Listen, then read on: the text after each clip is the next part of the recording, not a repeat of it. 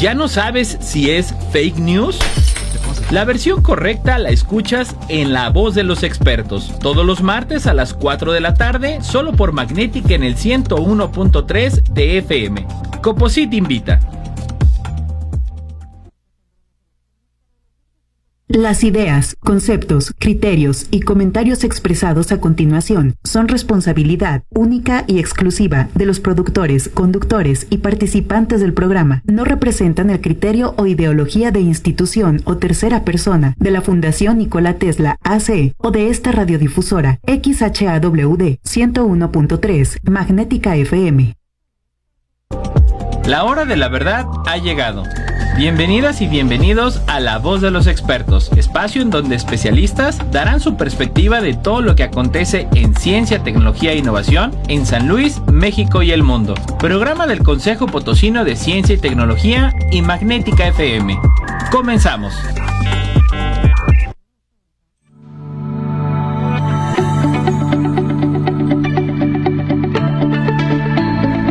Muy buenas tardes, bienvenidas y bienvenidos a esta nueva emisión de La Voz de los Expertos, un programa del Consejo Potosino de Ciencia y Tecnología en colaboración con Magnética FM.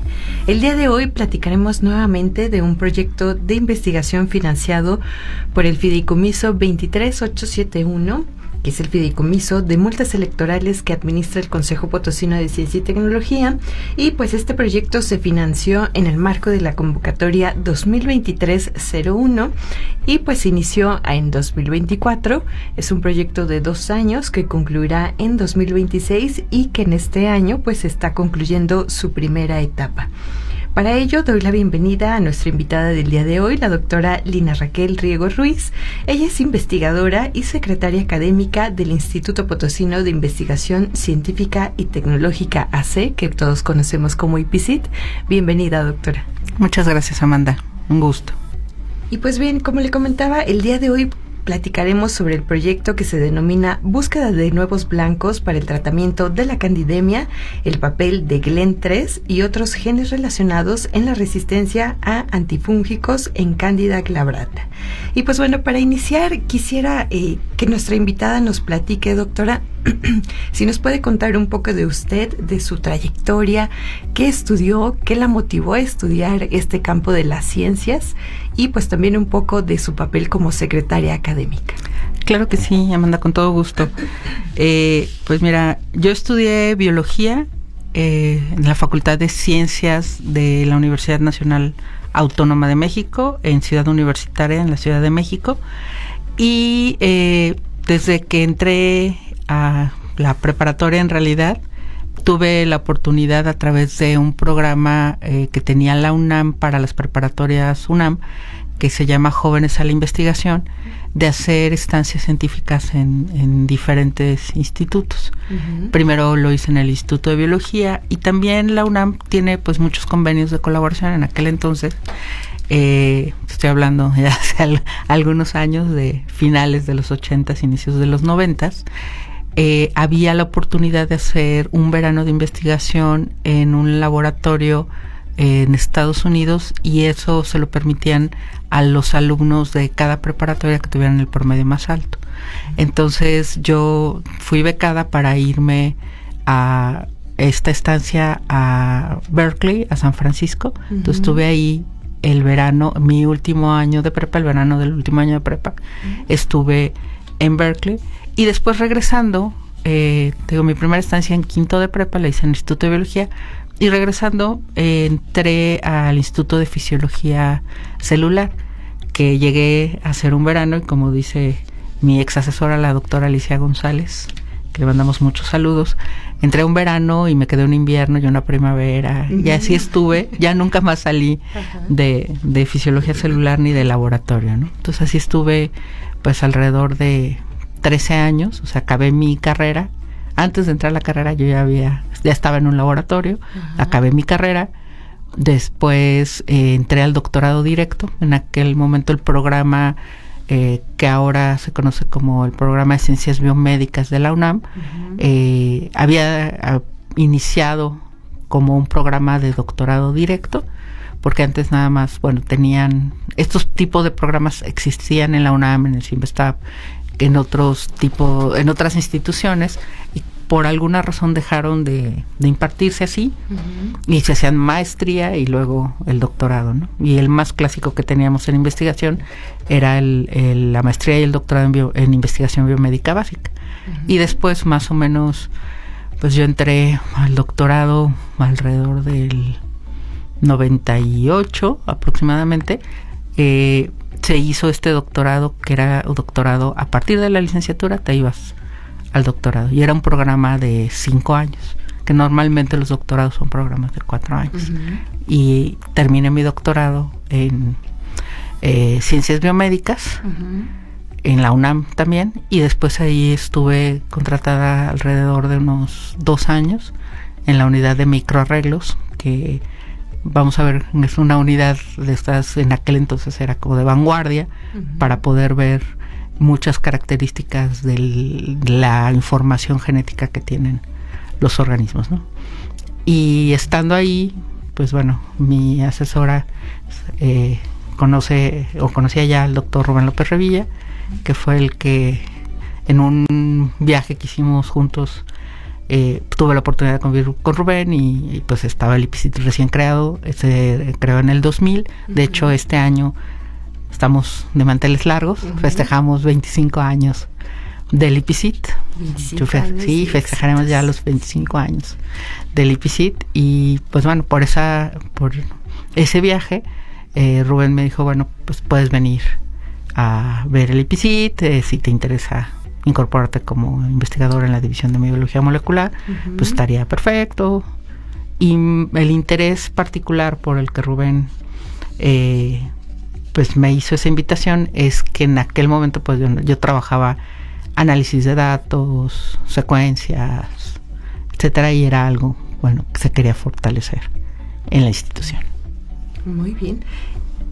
Y como secretaria académica, doctora, ¿qué hace la Secretaría Académica? Ok, pues hacemos varias cosas. En general, es un papel bastante padre.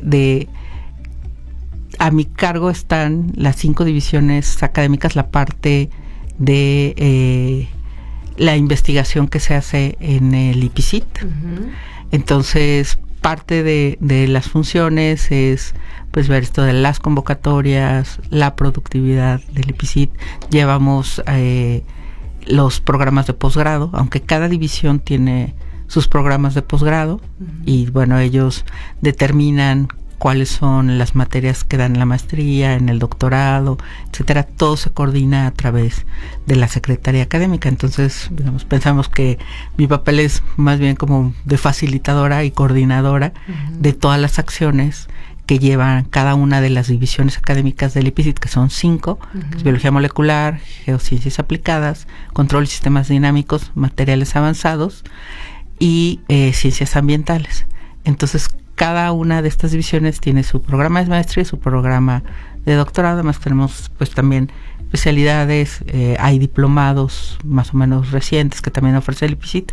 Entonces la función desde la Secretaría Académica es coordinar todos estos esfuerzos académicos, ver por los estudiantes el posgrado en general, y también, bueno, las relaciones académicas que tenemos con diversas instituciones también en el país, ¿no? Y en el extranjero. Qué interesante, un rol sin duda con muchos retos. Sí, claro. Día a día. Sí. Y también es usted la primera mujer secretaria académica del IPICIT. Sí. Sí. ¿Qué ha significado esta parte para usted? Pues sí, un reto y una gran alegría que el doctor Luis Antonio Salazar Olivo haya puesto pues su confianza en mí. Llevaba yo ya en algunos años, fui coordinadora académica de la división de biología molecular. Me tocaba coordinar, digamos, nuestros programas de posgrado, pero sí, el reto de la Secretaría Académica ha sido bastante interesante, porque además también, digo, dentro de la parte académica, también nosotros reportamos hacia afuera, nos evalúan muchas instancias. También parte de la función de la Secretaría Académica es pues elaborar estos informes desde la parte académica de todo lo que se hace en la institución, ¿no? Entonces sí, ha sido un aprendizaje bastante interesante estos últimos 2 años, ya casi 3 años, que he estado al frente de la de la Secretaría Académica. Sí, parece. Han pasado así, en un suspiro. En un abrir y cerrar. En un abrir y cerrar de ojos. No, pues muy bien, seguramente tendrá muchos éxitos más. Muchas gracias. Tanto como investigadora y como secretaria académica, sin duda. Y pues bueno, también quisiera preguntarle, ¿hubo alguna persona que fue su inspiración para entrar al mundo de la ciencia? Sí, fíjate que cuando yo era niña, en la televisión pasaban Cosmos. Uh-huh. Entonces, yo en realidad entré a la biología porque quería ser astronauta. Entonces sabía, dentro del programa Cosmos explicaba que los astronautas tenían que tener una formación científica, hacer un doctorado, etcétera. Uh-huh. Entonces física, pues no me iba por ahí. En algún momento quise ser bióloga marina, pero me mareé muy fácil, entonces tampoco. Y luego pues dije, bueno, pues biología, y por eso empecé con la biología y luego quise estudiar un doctorado, pero en el ínter pasaron muchas cosas y me di cuenta rápidamente que gracias a que me mareo muy fácilmente no iba a ser astronauta, ¿no? Entonces, pues mejor lo dejamos por la parte de dedicarme a la ciencia y al laboratorio. Muy bien, vamos a el primer corte y regresamos para continuar platicando con la doctora Lina Raquel Riego del IPCIT.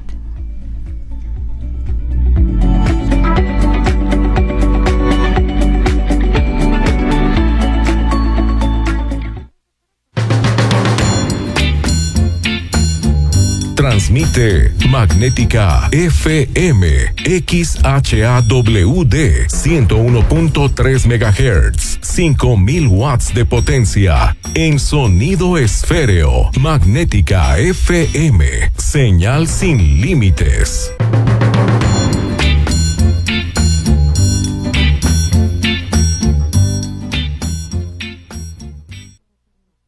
Es la hora 16:14. La temperatura 28 grados 7 décimas. La humedad 15%.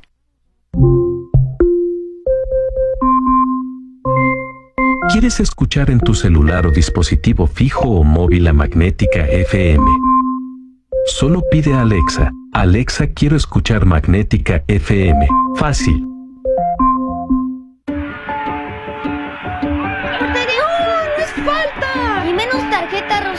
¿Rosa? Sí, es diferente.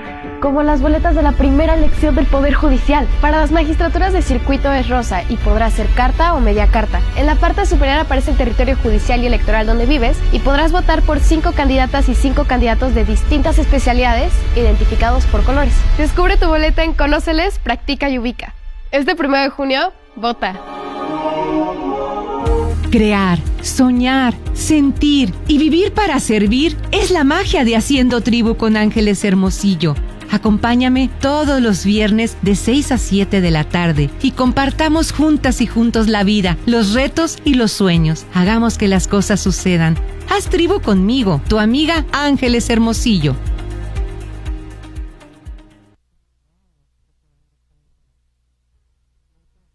Sigue informándote de los mejores en La Voz de los Expertos. Estamos de vuelta.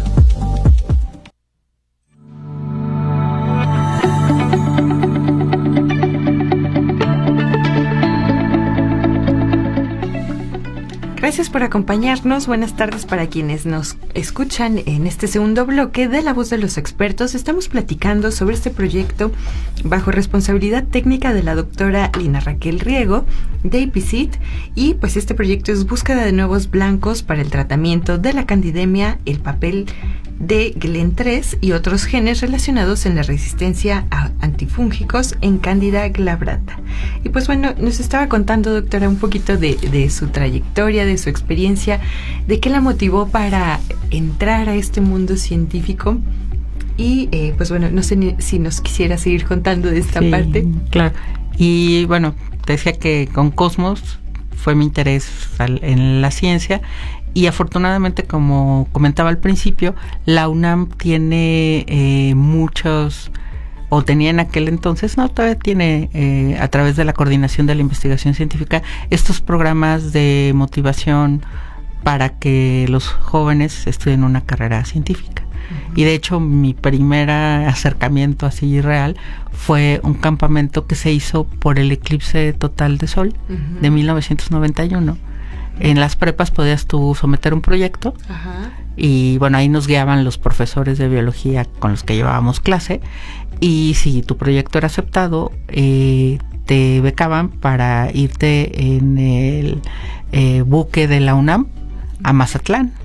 Y nos llevaron a Mazatlán y desarrollamos el proyecto ahí en Mazatlán, junto con otros chicos y chicas de prepa que tenían diferentes, o sea, no todos eran de biología, mi área era biología, pero otros era física, entonces construyeron sus propios telescopios, otros estaban viendo cuestiones de sonido. O sea, hubo varios proyectos que se desarrollaron durante el eclipse, y al regreso, de hecho, se hizo un congreso en donde se presentaron los resultados de todos estos proyectos de investigación, pero todos éramos alumnos de preparatoria de 5º y 6º grado de preparatoria, o sea, de la mitad de la prepa y de último año de prepa. Qué interesante, y la importancia de fomentar las vocaciones científicas.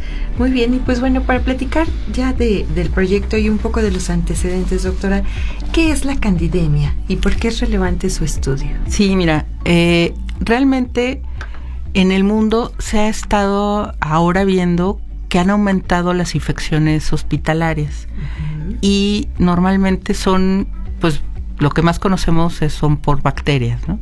Pero también hay estos hongos oportunistas, que hay de diferentes tipos, además del que ya mencionamos, que es Candida glabrata, y estos son muy importantes porque normalmente infectan a pacientes inmunocomprometidos o a aquellos que han estado pues varios días en hospitalización, y con el fin de combatir esta creciente amenaza, enfermedad fúngica, porque ya es una amenaza, en octubre de 2022 la OMS, la Organización Mundial de la Salud, listó una serie de patógenos de incidencia prioritaria que ellos llamaron. Entonces son patógenos que han visto que alrededor del mundo han o siguen siendo una causa importante de morbilidad y mortalidad en los pacientes, ¿no? Dentro de estos hongos que listaron, son 19 hongos patógenos, los dividieron en 3 grandes grupos, ¿no? En un primer grupo, en donde les denominan el grupo crítico, hay hongos que seguramente pues a la audiencia les suenan conocidos, como Candida albicans o como Aspergillus, pero no de la especie que normalmente conocemos, sino este es otro, Fumigatus, y hay otras cándidas como Candida auris, que son los más mortales, ¿no? Y luego viene otro grupo que se llaman estos hongos de alta prioridad, y dentro de ellos está varias levaduras del género Cándida, como Candida glabrata, otra que se llama Candida tropicalis y Candida parapsilopsis. Y normalmente estas levaduras, que son los hongos, son levaduras. Estas levaduras, más bien las levaduras son hongos, lo dije al revés, perdóname. Las levaduras son hongos. Estas levaduras causan infecciones en el torrente sanguíneo. Entonces, estas infecciones en el torrente sanguíneo se llaman candidemias. Entonces puede ser causada no solamente por Candida glabrata, sino por algunas de las otras especies que mencioné, que son, digamos, primas, vamos a pensarlo así, primas de Candida glabrata o primas de Candida albicans, que son las dos como más conocidas, ¿no? Entonces una infección por estas levaduras en el torrente sanguíneo es lo que se conoce como candidemia, y pues es relativamente más peligroso, pues porque rápidamente se puede pues ir a varias partes del organismo y causar una infección. Ahí vamos a pensar a través de la sangre, pues llegamos a todas las partes del organismo, ¿no? Entonces puede colonizar varias partes del organismo y causar una infección. Y lo que está tremendo es que estas especies que les mencioné son las responsables de aproximadamente el 95% de las infecciones en el mundo. Y muchas de estas especies presentan resistencia a los medicamentos que nos dan cuando quieren combatir una infección por hongos, ¿no? Que se denominan antifúngicos a estos medicamentos. Okay. Entonces muchas de ellas son resistentes a antifúngicos. Entonces es una cosa difícil de tratar, porque si se infectan las personas y estos organismos son resistentes, pues entonces el tratamiento a lo mejor puede no resultar tan bien como pensábamos. Ok. ¿Y afecta a algún grupo de población específico o qué factores influyen para su contagio? Sí, mira, glabrata es normalmente un organismo que vive bien con el humano, vamos a decir. Eso se llama ser un comensal. Pero bajo ciertas condiciones en donde el sistema inmune está comprometido o bajo, esto puede llegar a ser ya un patógeno, no un comensal, sino un patógeno. Y sobre todo, glabrata tiende a formar como estas películas alrededor o sobre los plásticos, que son los catéteres que le ponen a las personas, y a través de esos catéteres pues también se puede diseminar la infección. Hay otras especies, por ejemplo, como Candida auris, que esa es dentro del grupo de los 3 grupos que mencioné, pues es de las de mayor preocupación, que es el grupo crítico, porque además Candida auris es una levadura muy reciente, un patógeno muy reciente que se aisló, se llama auris porque se aisló del oído de una persona, pero resultó ser algo mucho más resistente a cuanto medicamento le ponen y de una diseminación muy fácil. De hecho, algunos años de que la determinaron a que supieron cómo se diseminaba, pues pasaron algunos años y todavía es como crítico. En los hospitales donde detectan que hay auris, cierran los pabellones porque pues parece ser que se disemina a lo mejor por el aire. O sea, había casos en donde detectaban auris, limpiaban todo súper bien, ya ves, ponen a veces pues cosas derivadas de cloro, antisépticos, etcétera, y pues la levadura vivía tan tranquila. Y parece ser que varios de estos hongos patógenos van a irse incrementando probablemente por el cambio en las temperaturas. De hecho, pues hay un estudio que salió hace, creo que ya como 4 o 5 años, de donde se alertaba la parte de los hongos patógenos, ¿no? Que no se le está dando el suficiente apoyo a las personas que trabajan con diferentes tipos de hongos, porque digamos tenemos muy presente como población las bacterias, ¿no? Pero estos son otro tipo de organismos, los hongos, y estos hongos, pues al calentarse o al subir la temperatura, normalmente vamos a pensar que viven a una temperatura de 20 grados, ¿no? Y va subiendo la temperatura, entonces se van adaptando a temperaturas más altas. ¿Y por qué antes no colonizaban a los seres humanos? Pues nosotros tenemos una temperatura de 37 grados. Entonces, si su temperatura óptima, vamos a decir, era, no sé, 25 grados, pues aunque ingresaran al organismo, pues iban a morir porque la temperatura era mucho más alta. Pero si van aumentando las temperaturas, estos hongos van creciendo en temperaturas más altas. Y eso es lo que se ha visto, ¿no? Que antes, pues a lo mejor algunas especies de hongos que no colonizaban humanos, pues ahorita cada vez se están dando casos de nuevos hongos patógenos colonizando. Como diría el internet, nuevo miedo desbloqueado. Sí, exacto. ¿Y qué tiene de especial este hongo, la Candida glabrata, en comparación con otros que causan infecciones? Pues mira, una de las características es justamente que es naturalmente resistente a los medicamentos que se usan para tratarla. Entonces, parte de pues del estudio que se propone con este proyecto es ver cuál es la relación. Mi laboratorio trabaja cómo estos organismos, las levaduras en general, ven las diferentes nutrientes que tienen en su medio de cultivo, ¿no? En donde crecen. Entonces nosotros durante años hemos comparado varios tipos de levaduras. Por ejemplo, los que más conocemos son las levaduras Saccharomyces cerevisiae, que es con la que podemos hacer pan, vino, cerveza. O sea, que es la levadura netamente fermentadora, ¿no? La que produce etanol, y con eso pues hacemos varios alimentos o bebidas fermentadas. Pero también hemos comparado con otras levaduras como Cleveromyces lactis, que normalmente en la industria se usa como para producir diferentes compuestos, o una levadura marina que se llama Devaromyces hanseníae.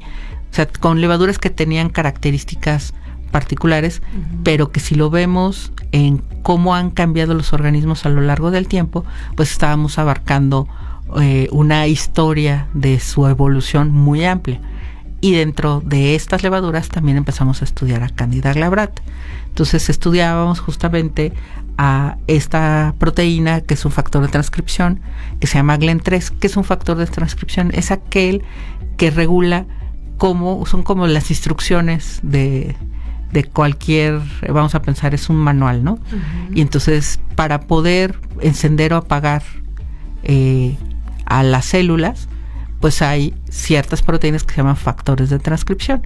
Entonces, uno de ellos es GLEN3, y lo llevamos estudiando muchos años, y con algunos de los estudios haciendo la parte de comparar cómo responden las diferentes levaduras, nos dimos cuenta que justamente en Candida glabrata GLEN3 tenía que ver con la resistencia a los antifúngicos, ¿no? Entonces, a partir de ahí, pues empezamos a derivar este proyecto. Qué interesante. Y pues bueno, vamos a nuestro siguiente corte y regresamos para seguir platicando de este proyecto tan interesante sobre el papel del GLEN3 y otros genes relacionados en la resistencia a antifúngicos en Candida glabrata. Regresamos.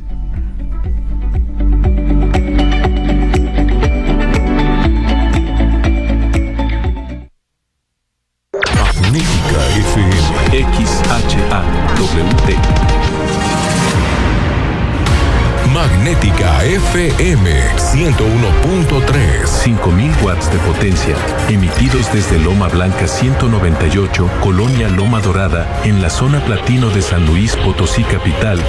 Escuchamos tus expresiones en el 128, 83, 84 y 85 y a través de las redes sociales. Expresamos ideas en www.magneticafm.com. Transmitiendo en sonido esféreo. Magnética FM.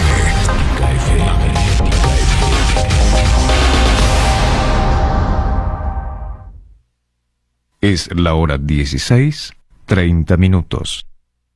La temperatura 28 grados 8 décimas.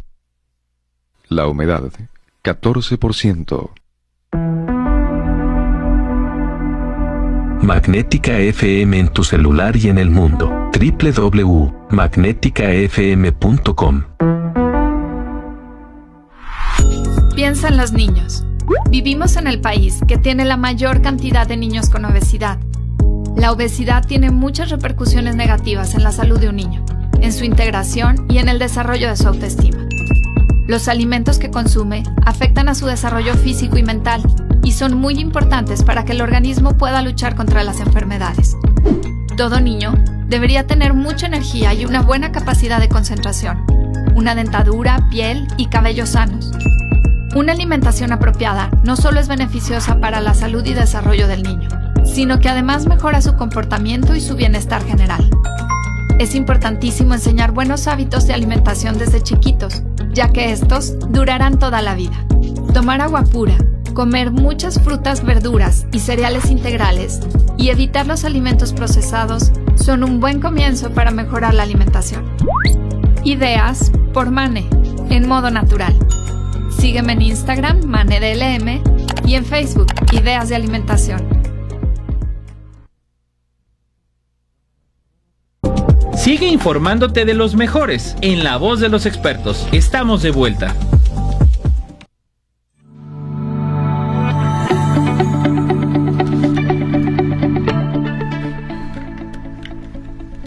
Pues bien, seguimos en esta emisión de La Voz de los Expertos platicando sobre el proyecto Búsqueda de Nuevos Blancos para el tratamiento de la candidemia, el papel de GLEN3 y otros genes relacionados en la resistencia a antifúngicos en Candida glabrata.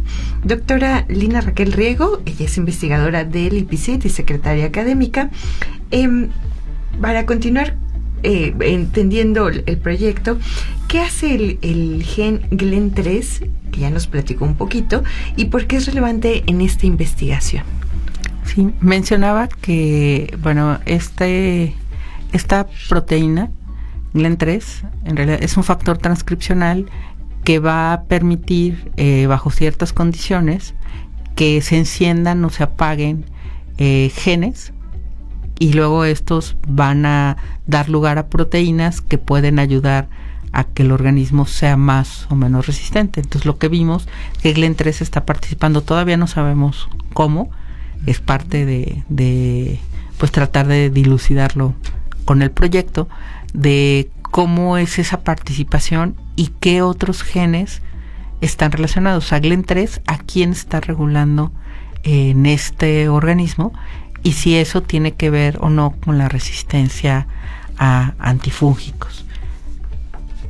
Ok, y justamente cuando hablamos de que los microorganismos se hacen resistentes a los medicamentos, ¿cómo sucede esto en los hongos y qué tan grave es este problema hoy en día? ¿Influye la automedicación? Sí, claro. O sea, de hecho, lo que más se ha estudiado son los mecanismos de resistencia en bacterias. Yo también hubo una publicación de la Organización Mundial de la Salud en donde se alertaba y se sigue alertando que podemos llegar a pues una situación como la que teníamos en la Primera Guerra Mundial, en donde la gente se infectaba, tenía una infección, se podía morir porque en aquel entonces apenas se estaban desarrollando los antibióticos, ¿no? Digo, ahorita tenemos una amplia gama de antibióticos, pero también tenemos una amplia gama de organismos resistentes a ellos, o sea, los antibióticos, pues a las bacterias.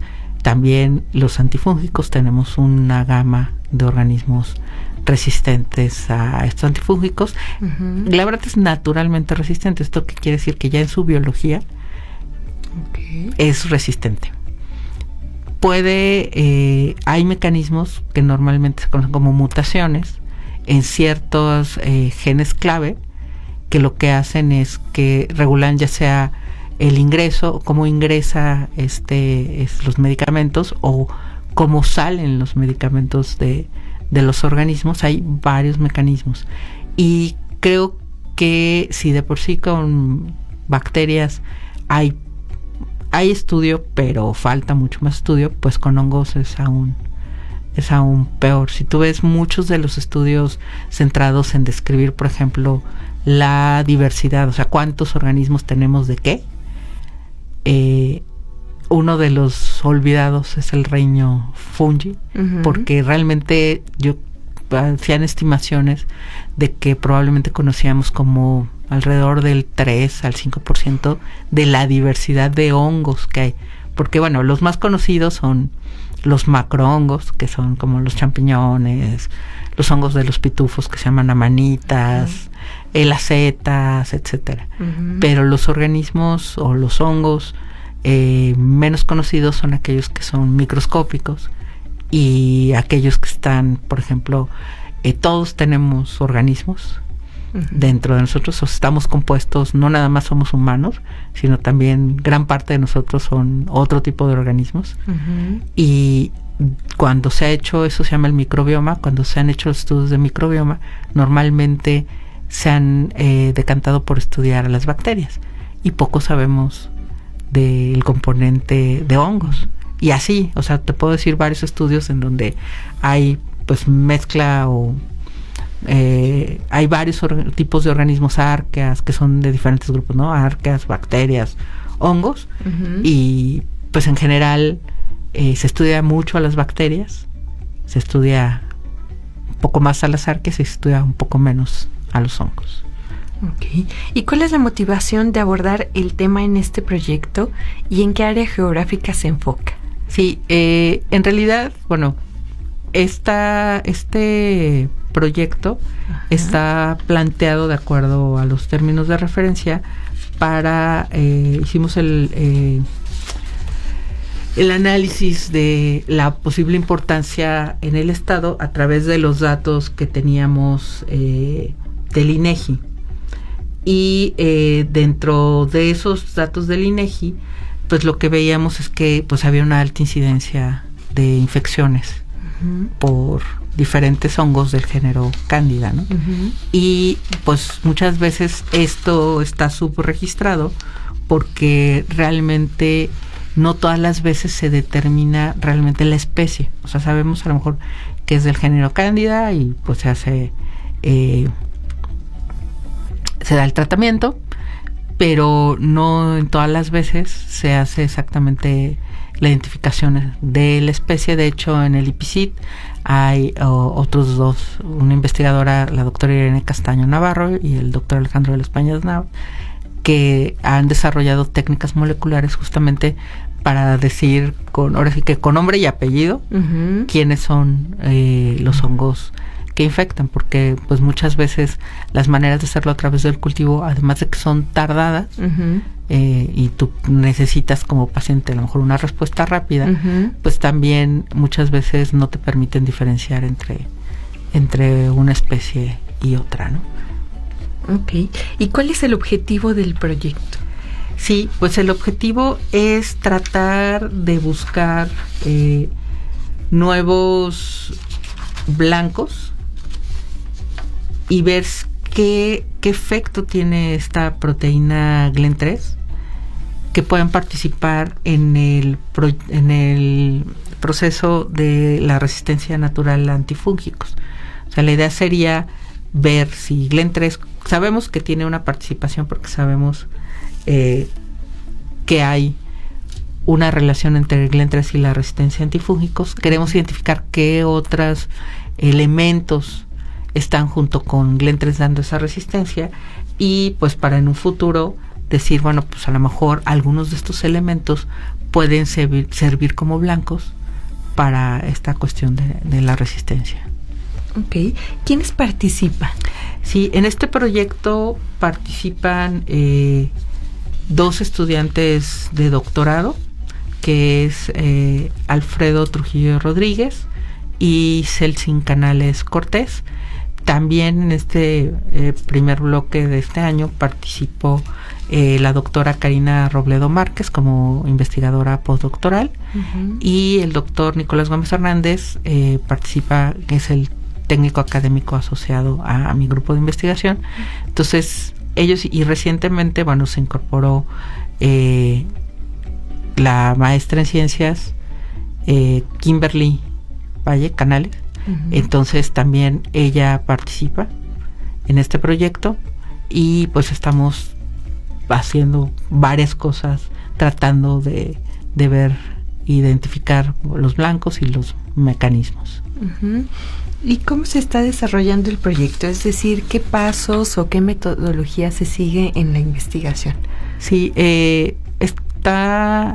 durante esta primera etapa hicimos varias cosas. Crecimos al organismo, tanto a la cepa que tiene GLEN3 como una cepa que construimos que no lo tiene.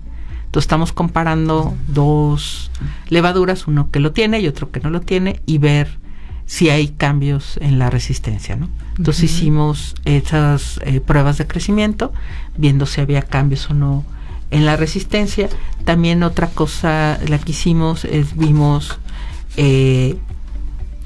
a cuánta dosis de ciertos antifúngicos podían crecer la que tiene GLEN3 y la que no lo tiene. Entonces vimos que la cepa que no tiene GLEN3, si de por sí, bueno, la cepa que lo tiene es naturalmente resistente, o sea, crece a una concentración alta del antifúngico que estamos probando. La que no tiene GLEN3 es el doble de resistente. O sea, sale peor para cuestiones de resistencia no tener a esta proteína, o sea, se hace más resistente. Entonces, lo que además, bueno, lo que se hace se determina a partir del crecimiento y se dice, bueno, pues a qué en qué momento la mitad de la población ya no puede crecer, ¿no? Y eso se conoce como la MIC. Entonces determinamos ese valor para la cepa que tiene GLEN3 y para la que no la tiene. Y también, sabiendo eso, pues crecimos a las cepas en una concentración, no que se nos muriera la mitad, sino en una concentración un poco más baja, pero es una dosis pues bastante alta del antifúngico, y con eso hicimos experimentos para ver qué es lo que se expresaba en todas las células. Entonces se llaman experimentos de secuenciación masiva de RNA, y entonces lo que queremos ver es qué genes están expresados en la cepa que tiene GLEN3 con y sin el antifúngico, y compararlo con el crecimiento de la cepa que no tiene GLEN3, igual con y sin el antifúngico. Y lo que vamos a ver son pues qué genes se expresan en una condición, en otra condición, en otra condición y en otra condición. Entonces vamos a comparar qué pasa cuando tiene o no tiene el antifúngico, cuando tiene o no tiene GLEN3. Okay. ¿Y qué más se ha logrado en esta primera etapa que concluyó ahora en el mes de abril? Sí, también pues varios de estos genes que nosotros ya sabíamos que por otros experimentos previos que estaban regulados por GLEN3, hicimos también la determinación de la expresión, es decir, de cuánto hay de transcrito, o sea, es un gen que se expresa y eso se le llama transcrito. Entonces tenemos que medir cuánto hay de eso, que eso potencialmente nos podría decir cuánto más podría haber de esa proteína en algún momento. Entonces, potencial. Pero bueno, hicimos la determinación de varios genes que nosotros ya sabíamos que se regulaban o por GLEN3, por conocimiento previo, o también por los antifúngicos, y determinamos que eso fuera así. Ahorita lo que también se está haciendo, y parte del análisis que se hizo de RNA-seq que hicimos en esta primera etapa, pues tenemos ya una lista de posibles candidatos. Entonces se han empezado a analizar sus secuencias, hemos empezado a tratar de hacer las mutantes, por ejemplo, o sea, quitarles ese gen, y pues lo mismo que hicimos con GLEN3, ¿no? Comparar contra la cepa que tiene el gen X y la que no lo tiene, ver si es más o menos resistente. Entonces hemos visto pues un grupo de genes bastante interesante, en lo cual pues nos vamos a centrar en esta segunda etapa. Qué interesante. Y pues bueno, vamos a un nuevo corte y regresamos para seguir platicando de los cambios que se han presentado en la ejecución en esta primera etapa y cómo se ha adaptado el proyecto. Regresamos.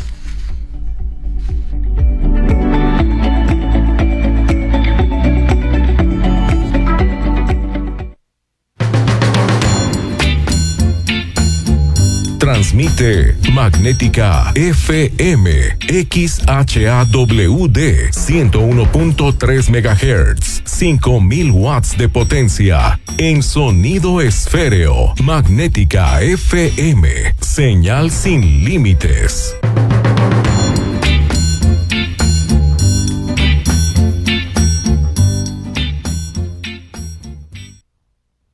Es la hora 16:45. La temperatura 28 grados 7 décimas. La humedad 14%. ¿Quieres llamar de tu celular a Magnética? Solo marca 444-128-8384 o el 128-8385. Fácil. Sigue informándote de los mejores en La Voz de los Expertos. Estamos de vuelta.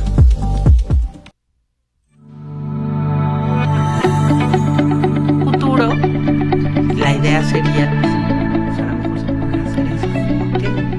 Regresamos, gracias por acompañarnos todavía en este último bloque de La Voz de los Expertos y continuamos platicando del proyecto Búsqueda de Nuevos Blancos para el Tratamiento de la Candidemia con la doctora Lina Raquel Riego de IPCIT. Y justamente, pues bueno, doctora, como muchas cosas en la vida, la planeación del proyecto pues se hizo para proponerlo al fideicomiso, pero pues seguramente hubieron algunos cambios en el desarrollo de esta primera etapa. ¿Qué cambios se presentaron y cómo se ha adaptado el proyecto?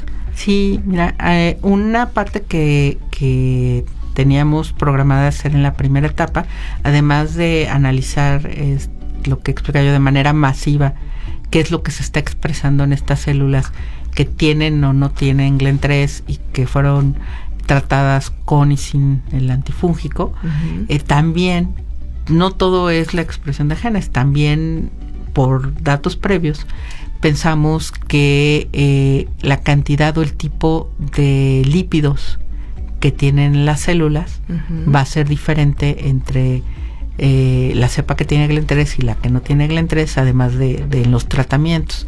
Entonces, una de las actividades que estaban pensadas desarrollarse en esta primera etapa era hacer la determinación completa de todos los lípidos que hay en esas células, y eso no lo pudimos hacer por el uso de un equipo especializado, pero hicimos prácticamente, o sea, establecimos las condiciones, sabemos cómo lo vamos a hacer, sabemos bajo qué metodología, ya vimos que se puede hacer, pero pues nos falta el equipo que nos permita separar pues el contenido celular y quedarnos con la capa en donde están los lípidos, para eso después irlo a analizar a otro equipo que también nos da lecturas de todo lo que hay en esa muestra, ¿no? Que eso es lo que pues necesitamos ver. Es como si viéramos una fotografía y la huella específica, bueno, en ese momento que estamos tomando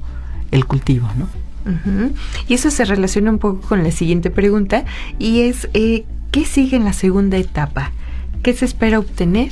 Sí, mira, en la segunda etapa lo que esperamos es justamente tener ya estas listas de tanto de genes como de los lípidos que habría entre una cepa y otra, y una condición y otra, y entonces tratar de armar como el rompecabezas, ¿no? Saber si los genes que identificamos, que sabemos que varios de ellos tienen que ver con la síntesis de lípidos justamente, ver si esos afectan o no lo que estamos viendo con los resultados de lípidos. Entonces lo que tendremos que hacer es identificar de este lado y ver los genes, quitarlos y hacer los tratamientos para ver si se refleja lo que estamos viendo nosotros con la parte de lípidos. Entonces eso sería la manera un poco de establecer como una red en donde podamos ver el papel de GLEN3 y su relación con otros aspectos que la célula tiene que encender o apagar para poder crecer en estas condiciones. Bueno, porque para la célula es una condición adversa que uno le ponga un antifúngico. Entonces la célula tiene que responder a estas condiciones, ¿no? Entonces lo que queremos saber es cómo responde la célula y por dónde podríamos nosotros atacar para que pues esos antifúngicos hagan su papel. Okay. Es decir, se busca cómo hacer más eficientes los antifúngicos. Buscamos cómo ver cuál sería el proceso para matar de una mejor manera en este caso a Candida glabrata. Muy bien. Y este tipo de investigaciones, doctora, ¿cómo podrían ayudarnos a tener mejores tratamientos en el futuro, nuevas medicinas, diagnósticos más eficientes, más certeros, o incluso desde antes a la prevención?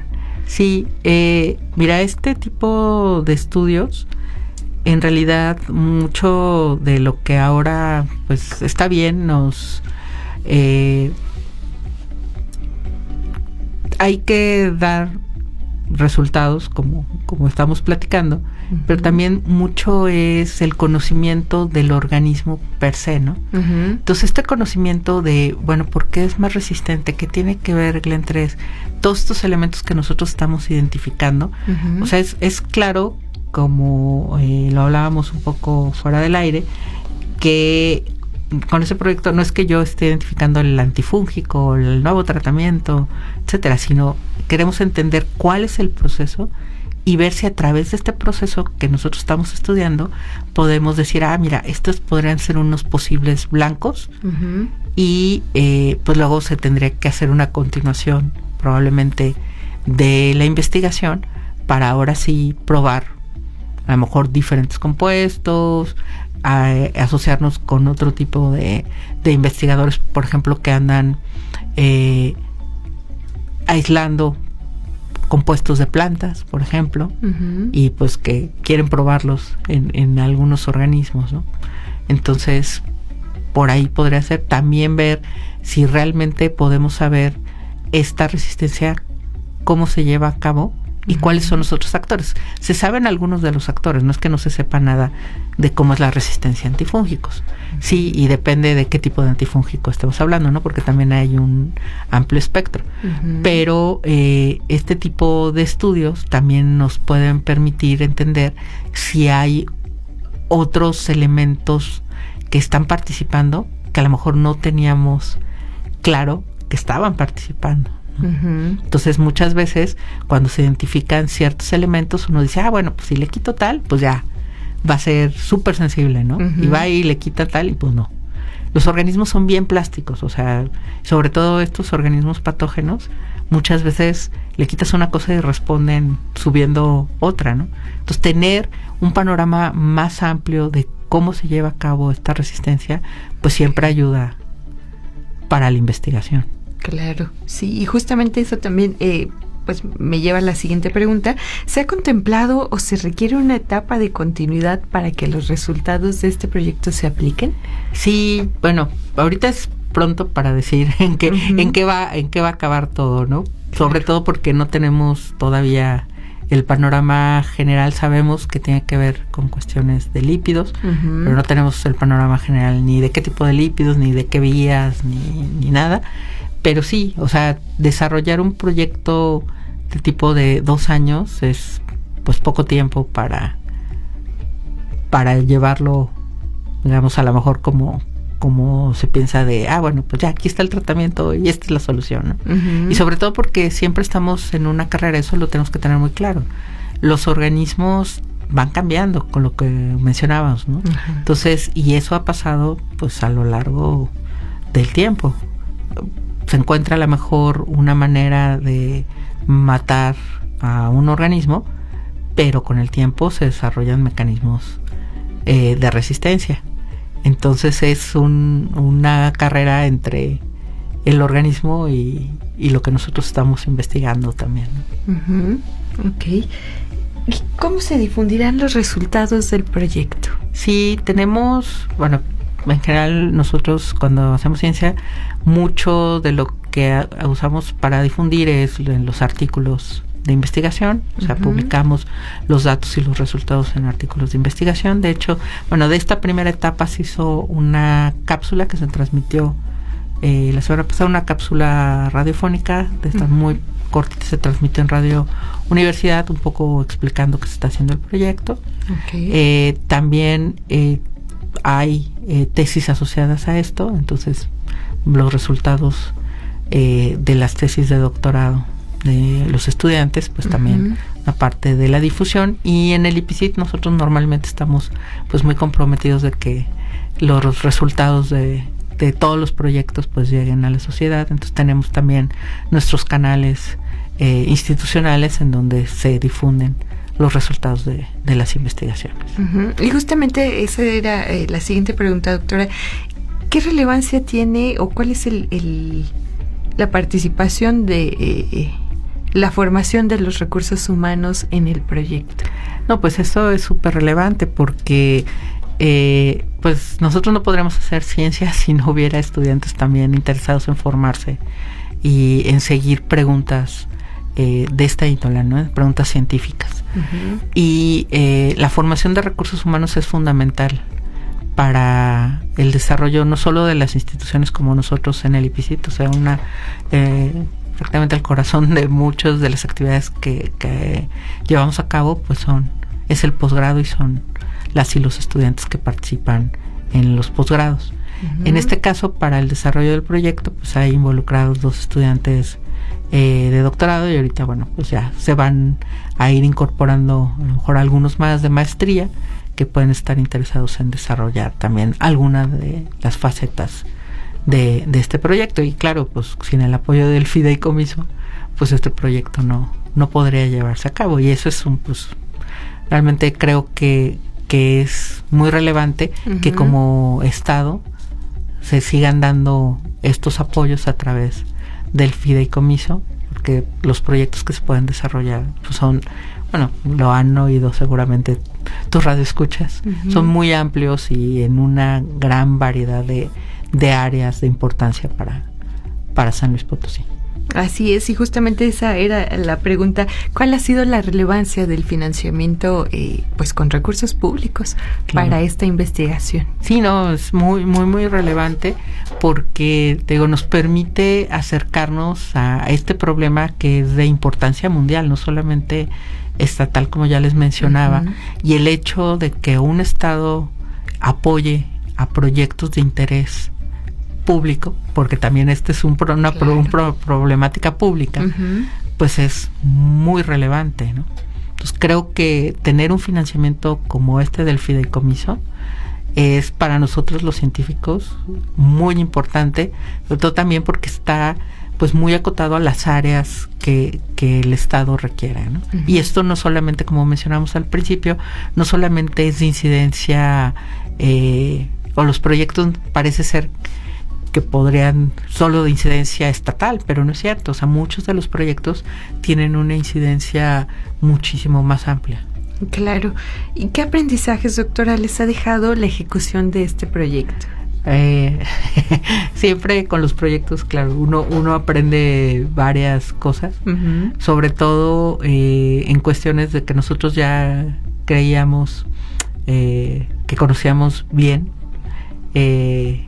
sobre lo que ya habíamos estudiado, y entonces hemos estado aprendiendo que, te digo, esta levadura es mucho más plástica de lo que pensábamos, y probablemente las vías con las cuales está contendiendo van a ser mucho más amplias y sobre otras vías que ni siquiera teníamos contemplado. Y además para los estudiantes también ha sido pues un aprendizaje muy importante, porque han empezado a analizar datos que antes no sabían cómo analizar, han adquirido otro tipo de experiencia en el área. Aunque mi laboratorio siempre ha trabajado con levaduras, pues el enfoque que se le ha dado a través de esta proteína de GLEN3, pero viendo la parte de la resistencia, pues es nuevo para mi laboratorio.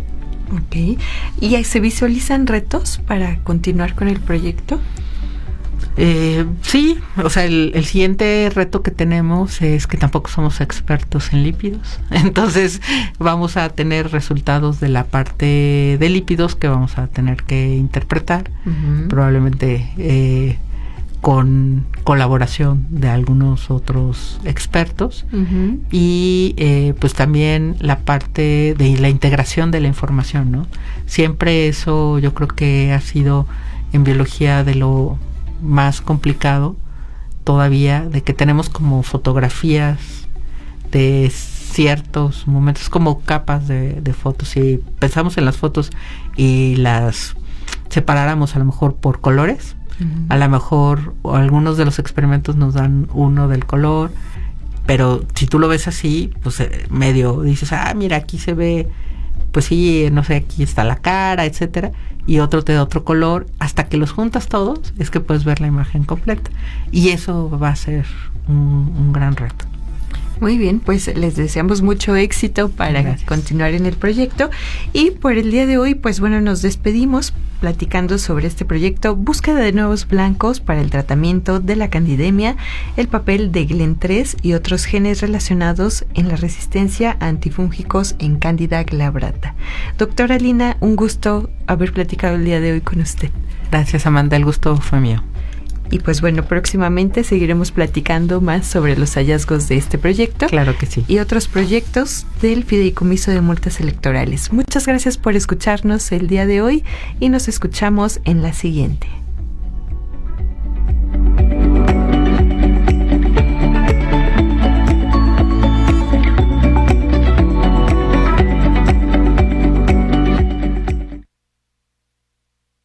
Gracias por acompañarnos en La Voz de los Expertos. No lo olvides, todos los martes a las 4 de la tarde por el 101.3 de FM. Esta fue una producción del Consejo Potosino de Ciencia y Tecnología y Magnética FM. Te esperamos la próxima semana. Magnética FM. XHAWT. Magnética FM 101.3. 5000 watts de potencia, emitidos desde Loma Blanca 198, Colonia Loma Dorada, en la zona platino de San Luis Potosí capital. Escuchamos tus expresiones en el 128, 83, 84 y 85 y a través de las redes sociales. Expresamos ideas en www.magneticafm.com. Transmitiendo en sonido esféreo. Magnética FM.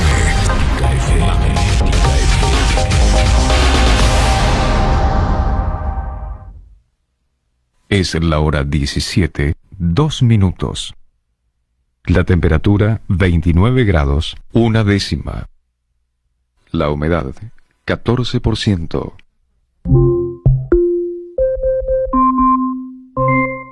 ¿Quieres escuchar en tu celular o dispositivo fijo o móvil a Magnética FM? Solo pide a Alexa, Alexa, quiero escuchar Magnética FM. Fácil. Tomen sus esquites tal y como les gustan.